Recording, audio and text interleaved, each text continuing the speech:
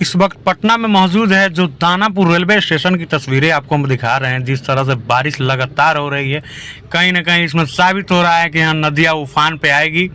और इतना तेज बारिश हो रहा था कि मुझे अपना 4 व्हीलर जो है कि साइड करना पड़ा है। आप देख सकते हैं वीडियो में जिस तरह लगातार जो है कि बारिश हो रही है, कहीं ना कहीं नदियाँ आदि उफान पे हैं, कहीं ना कहीं खतरा की घंटी मर्रा रही है पूरे बिहार पे।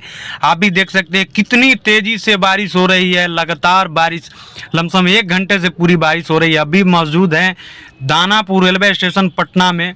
आप भी देख सकते हैं कितनी तेज बारिश हो रही है। इसमें लोग भी अपने जान को परवाह नहीं बिना किए हुए रोड को इधर से उधर कर रहे हैं ताकि वो अपने काम से जा सके। और काफ़ी बिजली गिरने की भी संभावना रहती है ऐसे बारिश में। आप भी देख रहे हैं इस वीडियो में कि कितनी तेज़ी से बारिश हो रही है। मुझे वाइफर चलाना पड़ रहा है, चूँकि आप लोगों से भी निवेदन करते हैं कि आप लोग बारिश हो तो बाहर ना निकले, चूँकि बिजली भी गिरने की संभावना रहती है।